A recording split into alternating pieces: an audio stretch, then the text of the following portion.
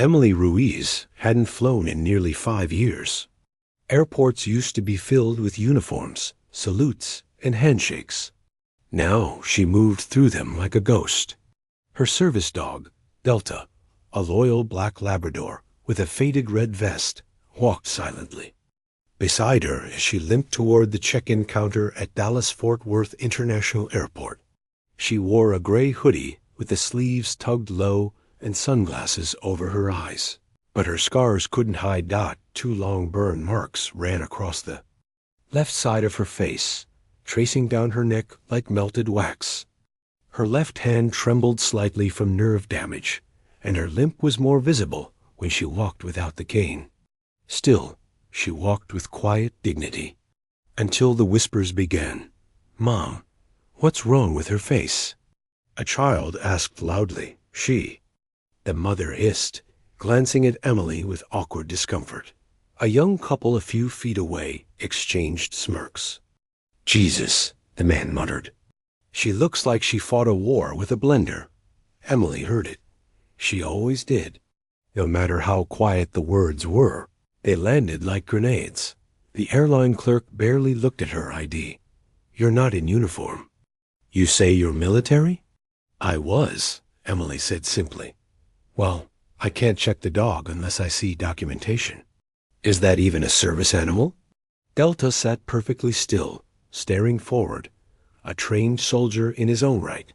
Emily pulled a laminated card from her pocket and handed it over without emotion. The clerk glanced, shrugged, and waved her through. She made her way to the gate, where the stairs followed. A teenager pulled out his phone and sneakily took a photo of her scars. Emily clenched her jaw. She wanted to disappear. All she wanted was to visit her sister in Oregon, just one quiet trip. No drama, no recognition, no pity. She sat in a corner seat near the window, Delta curling up at her feet.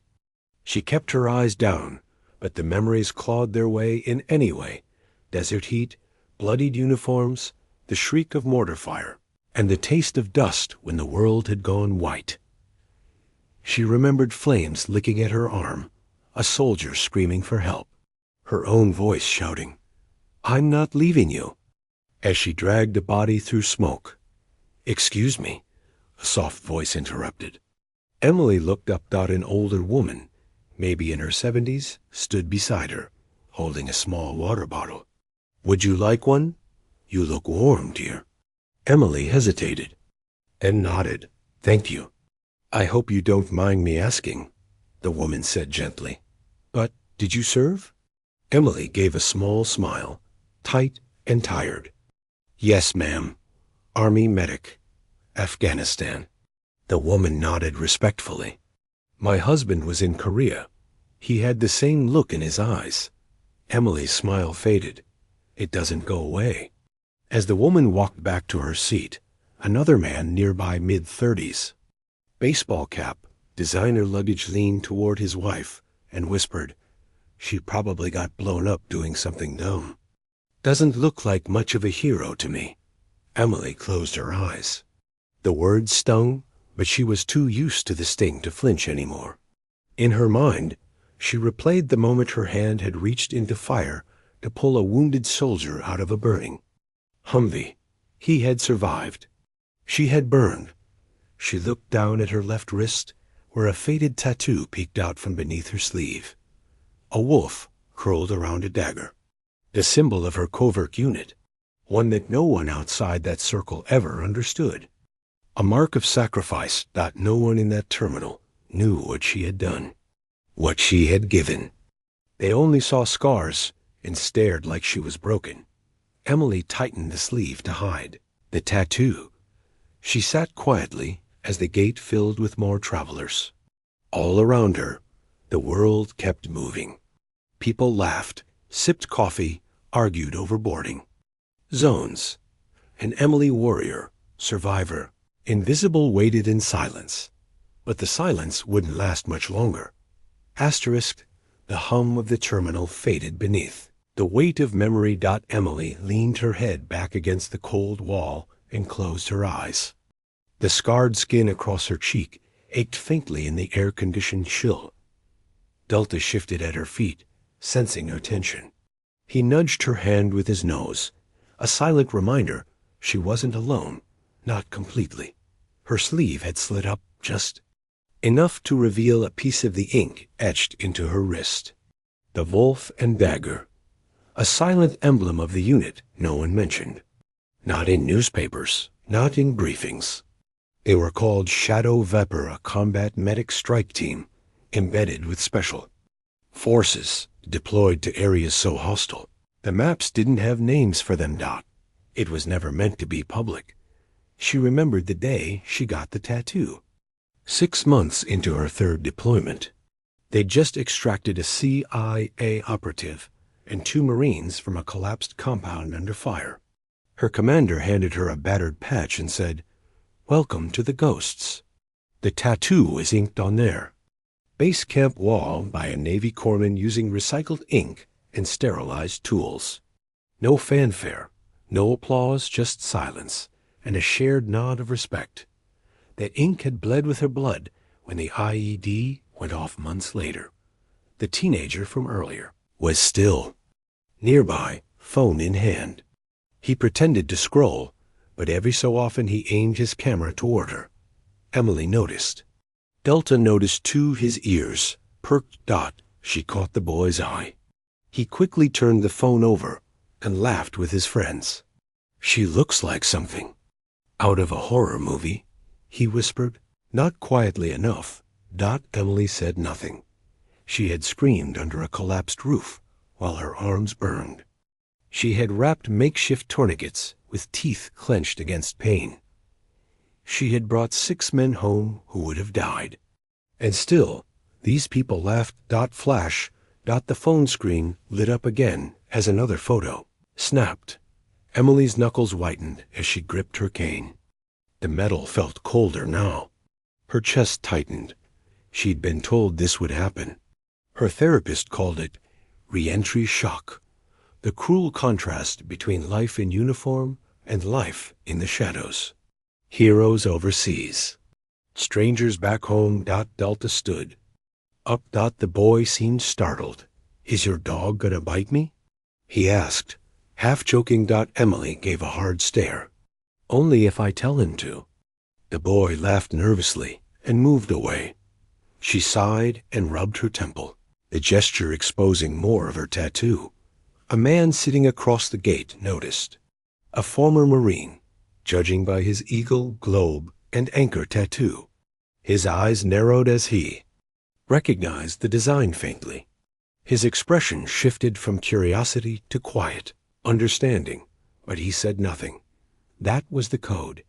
Only a select few had ever seen that symbol outside of combat.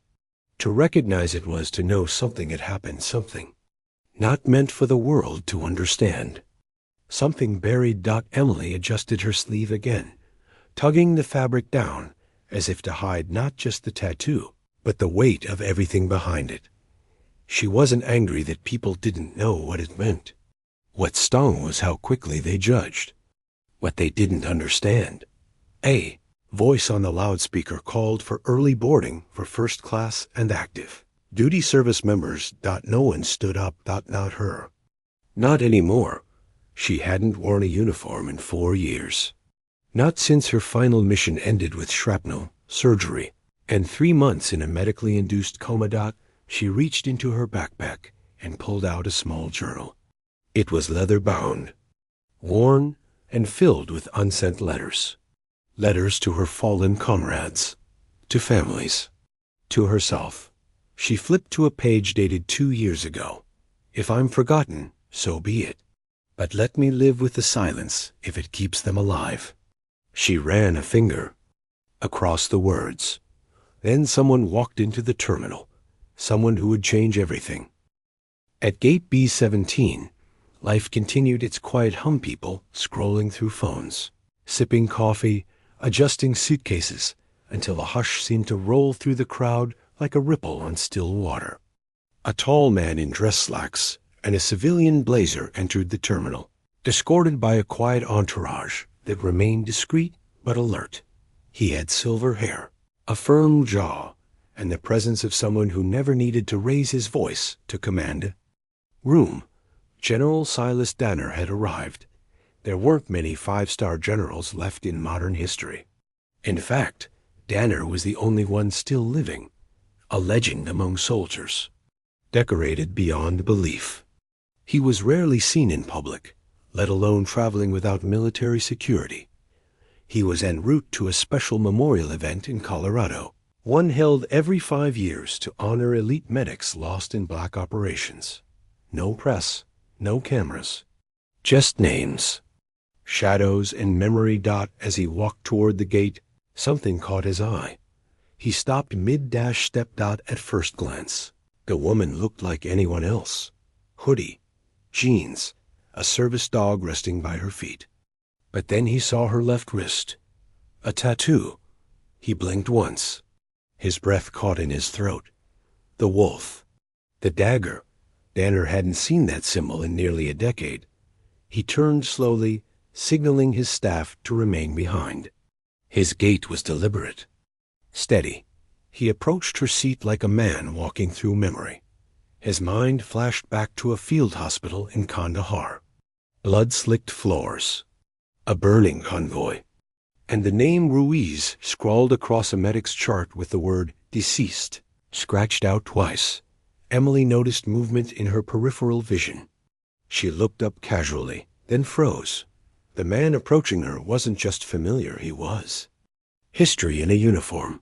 Her fingers instinctively pulled her sleeve down, but it was too late. His eyes were already locked on the ink. "Captain Emily Ruiz?"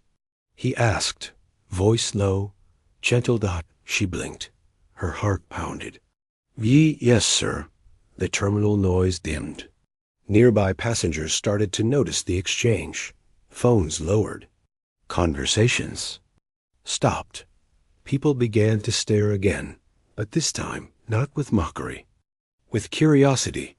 Danner gave a short, crisp motion, a half salute. Half bow of honor. Emily stood awkwardly, uncertain what was happening. "I never forgot your name," he said, his voice gruff with memory. "You're the reason my boys made it out of Helmand Province." Emily's lips parted, but no sound came. Her face, scarred and toughened by fire and silence, began to tremble. "I'm sorry, sir. I didn't think anyone even. You carried Sergeant Booth 3 miles on a shattered ankle. Set his femoral artery with a pen cap and duct tape. Saved 4 lives before they pulled you out half dead. You left a legend behind you. More heads were turning now." A woman nearby whispered, "That's General Danner." A man dropped his coffee cup. Danner turned to the crowd. "This woman saved more Americans than most of us will ever know. Her story was buried under classification, but I was there. I saw the reports, and I saw the battlefield." Emily's hands shook. She clutched Delta's leash like a lifeline. "I didn't expect," she started, but he interrupted. "You shouldn't be sitting here like a ghost, Ruiz. You should be honored." The silence in the gate area was total. A young man stood slowly. "Ma'am, thank you for your service." Another woman followed. Then another. And another.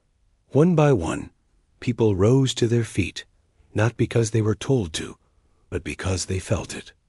In the presence of something they didn't fully understand, but recognized nonetheless. The boy who had taken her photo earlier? He quietly put his phone away. Tears welled in Emily's eyes, uninvited but unstoppable. She hadn't felt seen in years. And now, a 5-star general had just saluted her in front of the world. Emily's knees felt weak, but she stood firm as the entire terminal went quiet. The weight of so many eyes should have crushed her, but it didn't. Not this time. Something had shifted, something invisible yet undeniable. The stares that once sliced her now sat in awe, like the tension had been yanked from the air. Second General Danner spoke. The general remained at her side, his presence anchoring her like a lighthouse in a hurricane. "Most of you don't know her," he continued, turning to face the gathering crowd. But you should. Captain Emily Ruiz was one of our finest combat medics, decorated, fearless, and damn near impossible to kill. There were soft gasps, surprised murmurs. Someone whispered, "She doesn't even look old enough." He smiled faintly. "She's younger than me, sure. But make no mistake, this woman faced death and didn't blink."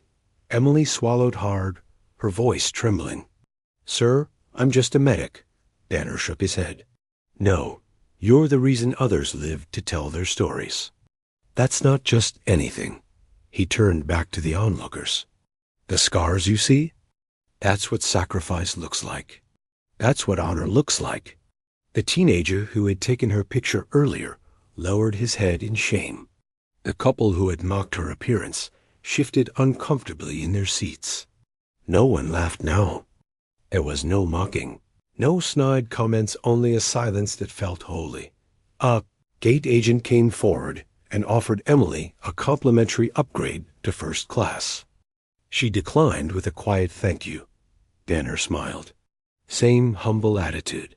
You haven't changed." Emily exhaled, almost laughing through the tightness in her chest. "I've changed plenty." Delta nudged her leg. The dog sensed her heartbeat, the tears threatening behind her eyes. Another woman, dressed in business attire, stepped forward from the crowd. "My brother was a Marine," she said softly. "He died overseas. I don't know if you ever crossed paths, but thank you." Emily simply nodded. Words didn't seem to fit. More people approached. A little boy walked up, tugging his mother's hand, and stared at Emily with wide, curious eyes. "You're a real soldier?" he asked. She knelt slowly and smiled. "I was." The boy handed her a small folded paper one of those tear-out coloring pages from a restaurant kid's menu. It showed a hand-drawn angel with wings and a bandage on its arm. "That's you," he said. Her breath caught. She clutched the paper to her chest.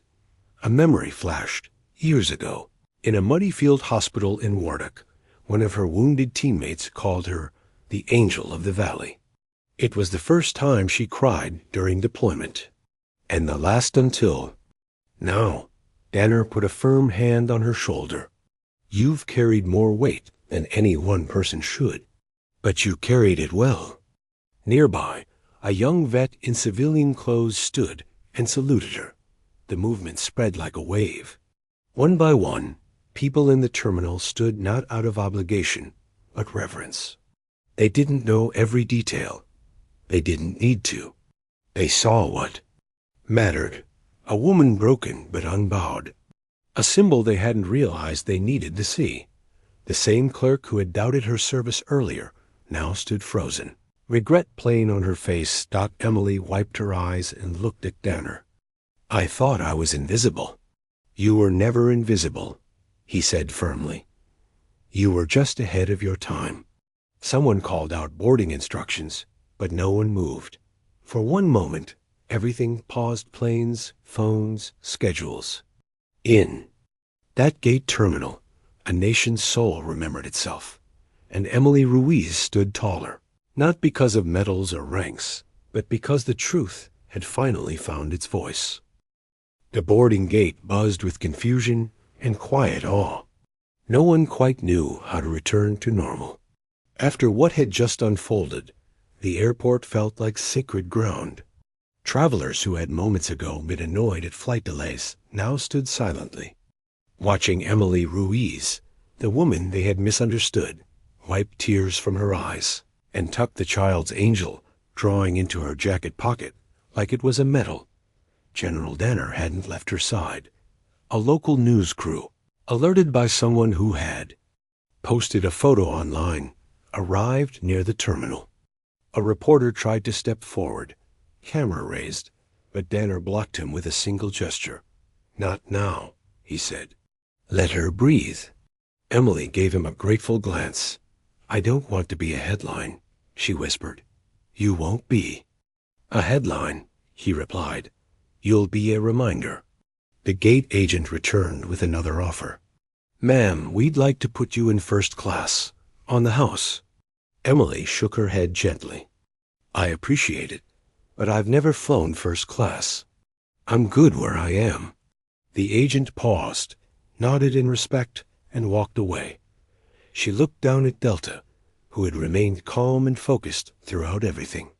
He leaned into her leg, offering quiet reassurance. Then a small girl, maybe 7 years old, walked over from the other side of the gate. She wore a pink backpack covered in glittery unicorns and clutched a homemade bracelet. My grandpa was in the army too, she said. He said people like you are real heroes. Emily knelt again, slower this time. What's your name? Maggie, the girl said proudly. That's a beautiful name, Emily said, smiling. Maggie handed her the bracelet. I made this on the plane. It's for you, so you remember that people see you. Emily's lips trembled. Thank you, Maggie. She slipped the bracelet onto her wrist, just beneath the tattoo. Purple beads sparkled around the black ink of the wolf and dagger. It felt like a patch-soft armor for a tired soldat as Maggie ran back to her mother. General Danner sat beside Emily on the stiff black gate seats. He exhaled slowly. My granddaughter died in combat 2 years ago. Marine Corps medic. She bled out before they could reach her. I keep wondering if she had someone like you out there. His voice cracked. He didn't finish the sentence. Emily looked at him, surprised. I'm sorry. I didn't know. She was 23. Just like you were when you saved my men. There was a long silence between them. I still feel like I failed, Emily said. Even with the ones I saved, I think about the one I couldn't reach in time. Every day. You didn't fail, he said firmly. You fought for every breath they had. That's more than most will ever do. Behind them, the terminal buzzed with quiet energy. More people had joined. Some were veterans who recognized the general. Others had read the posts now going viral online. But no one interrupted. They simply watched, reverent, silent. Emily leaned back, bracelet clinking softly against her wrist. A teenage girl approached shyly. Ma'am, I'm thinking of joining the army, but I'm scared. I've never seen someone like me do it. Emily studied her. Young, uncertain. The same way she'd once looked at herself in the mirror before basic training. You can do it, Emily said gently. You don't need to be fearless. You just need to be brave. The girl nodded and backed away, tears in her eyes. As the boarding call was made again, a few passengers finally started moving. But the gate still hung with something different: respect, unity, gratitude. Emily stood slowly, feeling taller. Not because her scars had vanished, but because, for the first time, the world wasn't trying to look past them. Within hours of the encounter, the video of General Danner's salute to Emily Ruiz exploded across social media. The clip, recorded by a bystander, captured the raw emotion of the moment, a decorated 5-star general kneeling before a scarred woman with a loyal dog at her feet. Millions shared, liked, and commented. Emily's phone vibrated incessantly. Messages poured in, veterans thanking her, families sharing stories of loved ones she had saved, strangers sending words of encouragement. It was overwhelming. She hadn't expected this. For years, she'd buried herself in silence, avoiding the spotlight. But now, the spotlight found her, warm and unrelenting. Among the messages was one from a veteran support group. They invited her to speak at an upcoming meeting, a chance to connect with others who understood the invisible wounds she carried. Emily hesitated. Public speaking was far from her comfort zone. She'd always been the medic behind the scenes, not the face at the podium. But something inside told her this was a moment to step forward. Her first therapy session in years awaited. As she sat in the quiet room with others like her, men and women who bore physical and Emotional scars, Emily listened as stories poured out. Stories of loss, pain, courage, and hope. For the first time in a long while, she did not feel alone. A fellow veteran leaned toward her and whispered, "You didn't just survive. You carried us all." Those words sank deep. She began to share her story, not the classified missions or the battlefield glory, but the nights filled with nightmares, the guilt that shadowed every rescue, the moments she wished she could disappear. Group embraced her vulnerability. Back home, reporters sought interviews. Emily declined most, but allowed a few, carefully steering the narrative toward veteran care and the importance of mental health. She wanted her story to serve others. Meanwhile, her inbox filled with letters from families whose lives she'd touched. Indirectly parents of soldiers who survived because of her quick thinking, children who had grown up with their dads because of her courage. One letter stood out, from a man named James, who wrote that he owed his life to the medic who wouldn't quit. He had no idea she was the woman at the airport, but his words moved her deeply. At night, the nightmares didn't fully disappear, but they lost some of their power. She found solace in the support around her. The tattoo on her wrist, once a symbol of silence and sacrifice, now glimmered with meaning, connection, recognition, and hope. In public, Emily still wore hoodies and sunglasses sometimes, but the fear of judgment lessened. A young woman approached her at a speaking event, tears in her eyes. "You gave me hope when I thought all was lost," she said. Emily smiled, knowing the fight wasn't over for her or for countless others. But now, she walked it together with a growing army of voices ready to be heard. The early morning sun cast long shadows over the Colorado Memorial grounds as Emily Ruiz arrived alongside General Danner. The crisp mountain air was filled with quiet reverence. Families of fallen soldiers, veterans, and civilians gathered to honor those who had sacrificed everything. Emily's heart pounded as she stepped onto the polished granite platform where the eternal flame flickered steadily, a symbol of the courage and sacrifice of elite combat medics lost in black operations. She was invited forward, asked to light the flame herself. The weight of the moment settled on her like a mantle. This was more than ceremony. It was healing. As she struck the lighter, the flame surged, casting a warm glow on her scarred face. For a brief moment, years of silence and pain melted into the firelight. Family members approached her, some with tears streaming, others with tight smiles. One woman grasped Emily's hands, whispering, "My son owes you his life." Emily nodded, swallowing the lump in her throat. A young soldier in uniform stepped forward, eyes bright yet solemn. "Captain Ruiz," he said quietly, "I was one of the hostages you pulled from that compound. I wouldn't be here if not for you." He knelt and pulled a folded photo from his pocket. Himself, his wife, and a toddler. "This is my son," he said. "You saved him before he was born." Emily blinked back tears. The crowd watched as families and veterans shared stories, laughter, and grief. The memorial wasn't just about loss. It was about the lives saved and the futures built on sacrifice. General Danner took the podium next. His voice carried over the crowd. "Tonight, we honor Captain Emily Ruiz, a woman who stood between death and hope. Her scars are not marks of defeat, but emblems of a warrior who refused to yield." The audience rose, applause swelling like a wave. Later, Emily sat quietly with Delta at her feet, reflecting on the day. The weight of guilt she had carried so long was lighter now, shared with those who understood.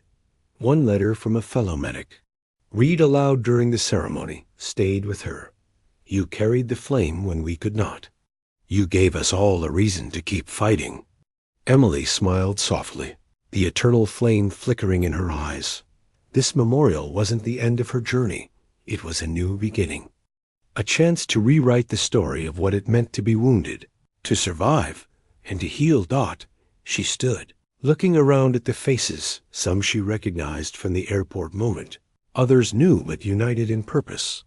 Her scars told a story, yes, but now, that story was also one of hope, resilience, and a flame that would never be extinguished. Asterisk months had passed since that unforgettable day at the airport, yet Emily Ruiz felt as if her life had only just begun anew. The scars that once made her feel invisible now served as silent testaments to her strength and resilience. But the true change was deeper, a shift in purpose. Emily had accepted a role with the National Veteran Recovery Program. There, she mentored wounded soldiers, helping them reclaim their voices, their futures, and their hope.